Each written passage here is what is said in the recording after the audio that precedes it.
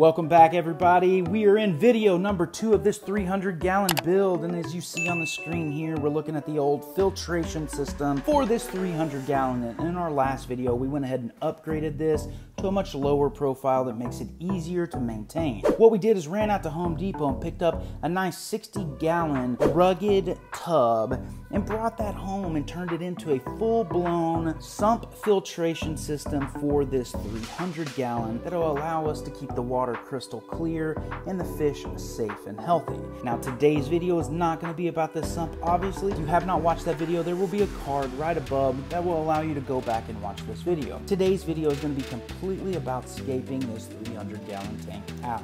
So, with that, make sure you subscribe, make sure you turn on your notification bell, and let's get into this video today.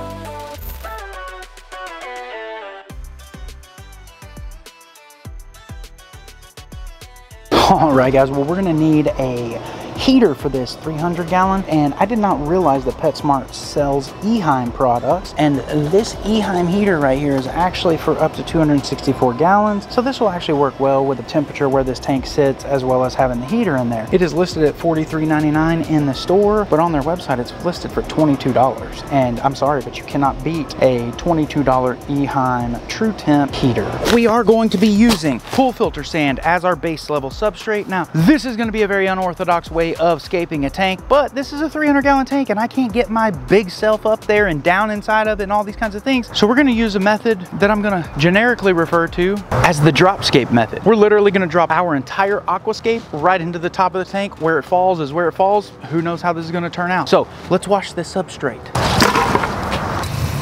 First things first, let's wash this bucket out. Now, the beautiful thing about we're now substrate and it's dirty. All right, we're gonna continue this process until we get about 4 bags of sand, maybe 5 bags of sand in here. Then we'll kind of scape it out a little bit. So now that I have the sand in here, I do not want to fill up my filtration with all of that debris. So we're gonna go ahead and do a massive water change and continue this process. So let's get that done.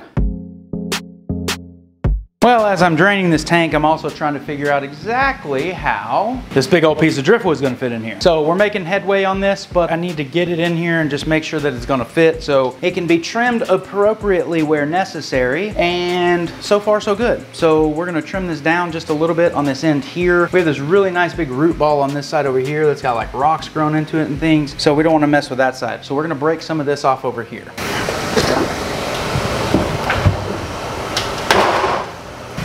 And I do believe that may have been just enough. Ah! The light fell. Not really a bad thing. So we got the water change done. This was a very big water change, like 60% or so. It's still a little bit cloudy. So we're gonna try to get some of this to run through the filtration system and hopefully clean some of this out. All right, this is gonna be the majority of our hardscape. Obviously, we have this nice, massive piece of wood, as well as some larger of these sandstones, which we're gonna clean off in a minute. But I wanna kinda go ahead and lay out this aquascape. Now, I did go ahead and keep you from the absolute boredom of me attaching this piece of wood to a rock to hold it down, because it has not been soaked. It has been cleaned, but it has not been soaked, so it is in fact going to float. However, we now have a nice big piece of rock on it that'll keep it weighed down there, and then we're gonna add one on this end as well. Now, looking at this, I wanna go ahead and surround this base root ball here with some stone. So I've kind of already laid this out how I want it to look, and it's really gonna kind of be like this right here. And then what we'll do is we'll kind of fill in where there's cracks and crevices with other rock and things like that. We're gonna focus on this end of the aquascape for just a minute, and we're gonna go ahead and get some rocks attached down here. Now, what we're gonna be using is a piece of this sandstone that's been really kind of weathered, if you will, and this is gonna just sit right up underneath here, just like this. It's gonna kind of rest on it. But what we wanna do is make sure we attach that to it, and we're gonna use a few different elements to attach it. We're gonna be using a cotton ball, some cyanoacrylate glue. You have to make sure it is cyanoacrylate based super glue, not gel, but liquid. We're gonna be using some pool filter sand, which is what is the base level substrate in our tank, and a couple of little pieces of pea gravel. Before we get to this, what I wanna do is take my scrub brush. We're just gonna lift this up here, and I'm just going to scrub this rock off and just get the debris and such off of it. Make sure that it's nice and clean. Same with the driftwood. We want it to make a really good bond. So we're gonna sit this in place. place, just like this right there. And then we're gonna take this cotton ball and we're gonna kind of tear it in half. We want a really thin piece. We want it to just make contact between the rock and the piece of wood. The beautiful thing about this cyanoacrylate glue and this cotton is this cyanoacrylate glue actually kind of melts the cotton and it forms a permanent bond right to the rock. So what you want to do is just really saturate that cotton ball up underneath this piece of wood. Get it all kinds of up in there, just like that. Now what we're gonna do is we're gonna come in with some of these pieces of rock and we're just gonna kind of stick them up in there where it looks natural. And then we're gonna dust it with this sand.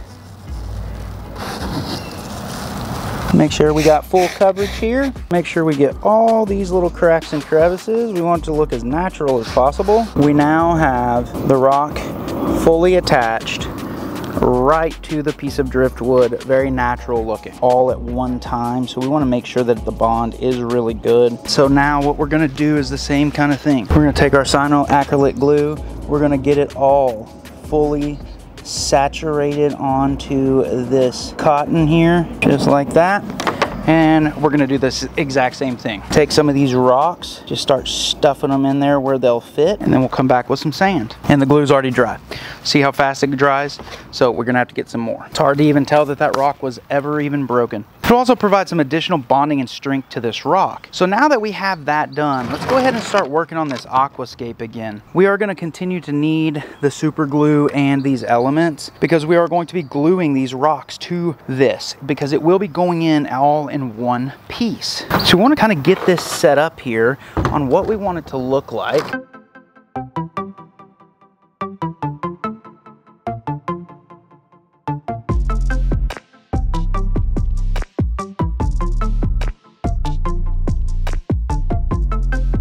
Now what we want to do is go ahead and try to gently get this nice big piece of sandstone placed where it's going to go without dropping it and breaking the glass, because that would not be fun for sure. All right, I think that looks pretty good. So now it's just a matter of adding some decorative pieces to this side over here. So the other thing I need to do is on this plate that I'm using to hold this driftwood down, I want to cover this up.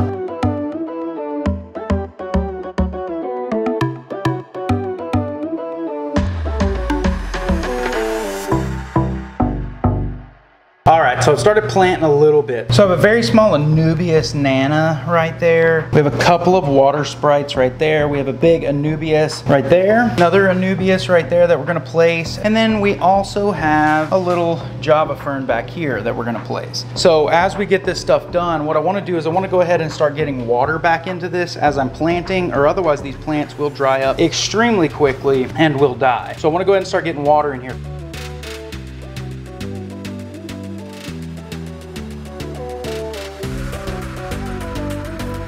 All right, well, we got most of this stuff done. So now what we're gonna do is just drop some of this pea gravel in and just kind of sprinkle it around. Looks kind of like rocks have kind of fallen through. Well, let's get the filtration turned back on so this water can start clearing up, and then we'll take a look at it again here in a minute. All right, guys, well, I went ahead and added another piece of wood as well. As you can see, it kind of coming up from back here and then branching out up this way. It just gives a little more filling up into this room up here. So I don't know if you saw my last video or not, but if you haven't, make sure you go check it out after this one's over. But we stocked the backyard pond with a couple of thousand fish. Now, as a part of that, we went ahead and threw some of those rosy red minnows in here, as well as we put some Neurite snails, and then we put some Amano shrimp, because if you notice, there is the white fuzz that's growing on the driftwood, which is pretty normal with driftwood, but you should have seen this like 3 days ago. The Amano shrimp have just destroyed that stuff and taken care of it. But that's not what we're gonna talk about. So if you saw my last video, you know that the reason that this build got delayed was because those plants that I put in here, the water sprite, the Anubias coppifolia, the Java Fern that was down there, they all melted and pretty much died immediately. And the reason was I started testing the nutrient levels of this water and there were none. And the reason is because the plants survive on nitrogen, which is a part of the nitrogen cycle, which is a part of the nitrates. And because there were no fish in here, they were just dying. They were literally wilting up, turning yellow and dying. So we went ahead and put these fish in here, let the bio load get up, which means that there are now nitrates in the water, which means that the plants will actually survive. We also went ahead and treated the water with some CO2 booster from API, as well as some leaf zone and things like that.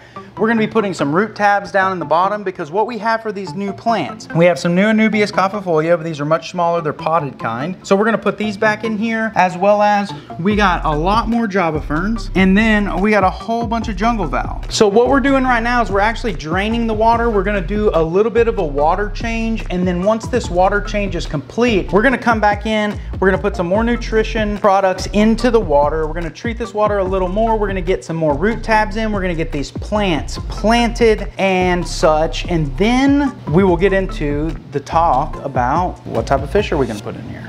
So stay tuned. Let's get these plants in here. One of the other plants that we're actually going to plant in this tank is a really big, well, it's a really big, but it's a dwarf aquarium lily, which I think is going to look really cool down next to this rock right here. I'm going to go ahead and place some nutrition in the soil for this guy because this thing is very much a root feeder, and this pool filter sand has absolutely zero nutrients to it. So what I'm going to add is an API root tab, just kind of right down there in the substrate. Move this rock over a little bit there, and that should be sufficient for this plant. Get these roots balled up really well, get them stuck far down into the sand as I possibly can, just like that. And we'll take this rock, kind of place it back over here up underneath. There we go. So that is our first plant, and that looks really good right there. We're gonna take one of these Anubias caufifolias, push that rhizome right down in that crack, and wedge it between that rock a little bit. Then we're gonna do the same thing with the other one here. We are gonna move a couple of these little rocks out of the way right here. We're gonna put this other Anubias caufifolia. Whoa, whoa, whoa. Move the ladder and the whole thing went down. So we're gonna put this other Anubias caufifolia right back in here. And we're gonna come over with these tweezers and we're gonna grab this little bladder snail that was obviously on a plant. We're gonna get rid of that. So now what we have are Java ferns. So we're starting to get these things in here, and if we look at it from a little further distance away, it's starting to look kind of natural. So we're gonna add a couple more Java ferns to this side here, and then we'll move on to planting in the tank itself, like further down this way. I think I wanna add one more Java fern back there. All right, I think that is plenty of Java ferns back there for right now. And now let's start moving down the tank and planting more. So looking back this way, kind of right up into this crack and kind of crevice area right here, I'm gonna stuff a Amazon sword in there because I feel like these rock structures and the wood structures is really where you would see the plant growth occurring naturally, more so than in the actual flow of a riverbed or lake bottom, things of that nature. So I'm gonna find a good size Amazon sword here that is going to fill in that gap there. Now before we actually start planting it, I need to get some of these rocks out of here as well again. So Amazon swords are also root feeders. So we want to go ahead and take another one of these API root tabs, stuff this right back into this soil, and then we're going to take this big long, look at the root on this thing. It is massive. I've had this thing growing in one of my plant grow out tanks for a while with all kind of nutrients in there. So this thing is fully grown and ready to get big. It's so hard scaping this from the top through the water because it distorts your eyes so much that you can't tell where you're actually pushing it in. Even get that thing in the substrate. Tweezers are just not doing justice on being able to fill this thing, go down into the substrate. So right here where this bend happens in this wood, kind of right underneath it a little bit, I'm gonna plant a Kleiner bar sword. And once again, the Kleiner bar sword is in fact a root feeding sword as well. So we're gonna go ahead and use some more of these root tabs down in the substrate. Kleiner bar sword has a huge root system on it, so I'm gonna use my fingers for this, and we're going to gently push this thing in. Put a little rock next to it, help holding the roots down. We'll see if that thing grows. It may not, it may. You never know. All right, so down here where these branches hit these rocks, we're gonna do the same thing, and we're gonna go ahead and plant these with some of the Amazon swords and the Java ferns as well. Same process is going to apply. We're gonna go ahead and push in some root tabs for any of the Amazon swords, and we will just tuck the Java ferns up behind the rocks and such, because you do not plant those because of the rhizome. It's the same process, and we're gonna run a time lapse on this, so let's get this done.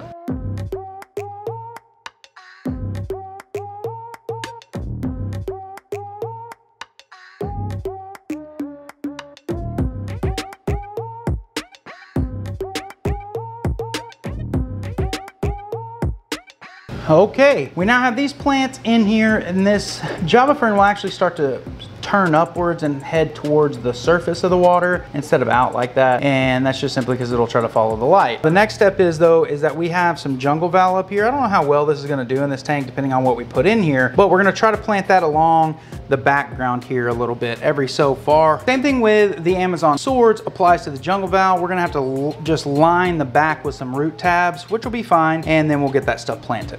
And I guess first things first, and that is I gotta get these.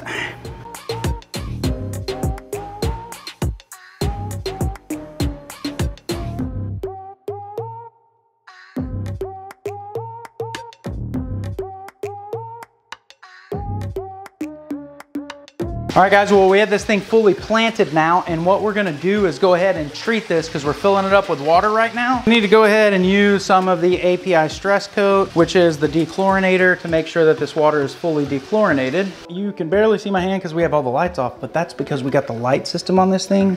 And I'll keep my hand out of the way so you can see this, but how cool is this? This is one of those crazy color changing light systems that has like sunrise. So this is a really cool setting on the light system, which is a lightning storm. And you'll see it here in just a second, start to flicker lightning. You kind of see the lights coming through the top of the water and glistening in the water. There it is, it's super cool. But this lighting system is so dope. So let's go ahead and take a look at this thing real quick. All right, so what we have down here is we have a couple of Java ferns and also some Amazon swords. We have another Java fern up here that's stuck in the wood. In the background, we have a bunch of jungle val, which will actually begin to grow in really nicely. And then down here we have a little Kleiner bar sword, which hopefully will fill up massive. Those things get really low and wide. So down here we have an Amazon sword. We have an Anubias coppifolia up underneath the driftwood. We have this little dwarf aquarium lily, and then another Anubias coppifolia, and then in the tree trunk itself, just growing out everywhere, is just a bunch of Java fern. And then we have a couple of snails in here as well, which they are in here to hopefully keep the glass clean. Now the water is a little dingy right now, and that will clear up. We have put some new filtration media in here just to help with clearing this up. So we'll check back on this thing in a couple of days. All right, so what I need you guys to do is, based on this scape right here, what fish do you think we should be putting in this thing? Now we have a couple of options. We can buy all new fish, and we can stock this thing full of all kinds of crazy things. Or the other option would be we can place the big huge arowana in here, the water cow goby, the big Jack Dempsey, basically everything from the predator pond we can put in here because this will house it all, and then we can actually be able to see them all. But I want your feedback. This is gonna be your decision. So whatever has the most comments is what's gonna go in here. So I need you guys to start commenting as many times as you can what you wanna see in here. And we will make a decision before we put out the next video, which will come out in about 3 to 4 days. So make sure you go ahead and get your voice heard on what you want to start seeing in this tank, because this tank is huge. 300 gallons, massive scape. The arowana would have plenty of room to swim around the top. The water cow goby has plenty of places to stick around the bottom. The Jack Dempsey's kind of a mid-level swimmer. It'll also have places to hide. So there's all kinds of options in the predator pond today, but there is also an entire array of tropical freshwater fish that we could be putting in here. So Once again, make sure you comment below and let me know what we should put in here. We're gonna get some feedback. In fact, I got a call coming in right now. Hello? Yo, Christopher Scott, it's MD. I don't talk like that, do I? No. So I know that you can't video chat right now, MD, but I'm gonna send you something here. So watch for it to come in. Hang on, yeah. So you sent me over the picture. Now there's a few things. Well, overall, let me just say it looks amazing. That wood, I absolutely love it. Yeah, I actually found a lady locally that has a passion for collecting driftwood, and she sent me a message on a neighborhood app and said, hey, if you ever need driftwood, come by. So I went by and I picked up this piece of driftwood for like $20. I mean, it's crazy and it's really nice. But I mean, you know, outside of the driftwood, what do you think about the overall scape? Obviously, I respect your opinion because you're super good at all of these aquascapes. For me, there's like the right back area. So I'm going to send you a photo and I'm going to just put like a red sort of zone area where I'd put more rocks. Now, this is good because it means you can put even more plants into those rocks. So you've got the Java ferns there. You can just push those in gaps and that'll look really good. So you're talking about on the right-hand side underneath the big root ball, and I kind of see what you're saying. And everybody, the picture he sent me is on the screen here.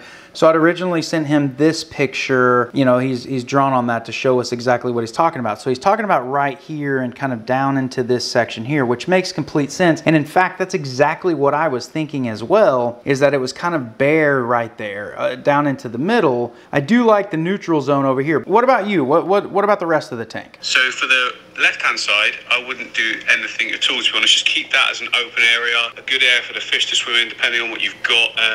Yeah, I just feel like it needs a lot more in that right area. Big open space. That's exactly what I just said, and I've repeated myself. You have a tendency to repeat yourself sometimes. No, I'm just kidding. All right, so you know, we've been talking for a while, and I've been talking about this tank for a while. So what are your thoughts on, you know, maybe coming to the US and doing a proper MD fish tank scape on this 300 gallon? So when COVID restrictions lift in 2025, yes, it'd be lovely to come to the US. I've wanted to go there for a long time, as you know, mainly for the food. The barbecue. To see you as well. But yeah, we can definitely do a nice huge scape. That should look awesome. We can do like a tour of places and just get like all the materials from the different shops or whatever, and then come back and do it all. Maybe not in one day, but you know, in a short amount of time. Sounds awesome. So yeah, I'm definitely looking forward to you coming over to the US. I want to introduce you to some of the very fattening food that we like to eat here, such as all the barbecue and everything else. So I'm definitely looking forward to you coming over and hanging out as well. So I appreciate the help. I appreciate the feedback. Just for all the subscribers' sake, just so you know, what we will do is MD's feedback is going to be utilized. And on my first big water change of this tank, I want to wait until we do the water change, because what I'm going to do is I'm going to add the elements that MD has just referenced to this portion of the tank here with the water in it. So when it clouds up and kind of gets a little dirty, when I do the major water change, it'll take that dirt out, and then, you know, we'll be able to have a nice, clear, clean tank at that point. So watch for a video coming out very soon on that. But with that, I guess, MD, my last thing is, man, is that, do you have any other, you know, advice or any other kind of, you know, tips or anything like that that you would like to share? Never eat yellow snow. Wow, that's... I love that. That's a great tip. I appreciate it. Does it even snow in the UK? Like, how would you even know not to eat yellow snow? But anyway, all right, MD. Well, listen, I know you're busy. I really appreciate the time. Thank you so much for the feedback, and I look forward to you know, seeing you once you're able to get over to the US or I get to the UK. So once again, I appreciate it. Thanks a lot. Good talking to you, Chris. Yeah, it was good talking to you as well, MD. We'll talk soon. Ta-ta. I know the lights are off in here and the lighting is just kind of dull, but this scape is epic. I wasn't really sure how it was gonna turn out, and you heard the feedback from MD Fish Tanks on what he thought about it. We're really glad that he helped us out and gave us advice on things that we could do in this tank. So thank you so much, MD. And if you guys aren't subscribed to MD's channel, make sure you find it in the description below and go check him out. I'm sure you probably already are. He's a great aquascaper, and I take a lot of influence from him. And So we are grateful for you, MD. Thank you so very much. But make sure you comment below. Make sure you let me know what you think we should put in here. I'm just grateful, guys. Thank you so much for following along on this journey. We have one more video left, and that is stocking this tank. So make sure, if you have not already, hit that subscribe button, turn on your notification bell so you do not miss what we are going to put in here. And what else? Oh, down below, go ahead and follow us on Instagram as well, because if you were following us on Instagram, then you would have already seen this tank, because I put things out first on Instagram a lot of times before I put them on YouTube. So make sure you follow us there. You can find the link in the description of every video. And with that, guys, we will see you next time.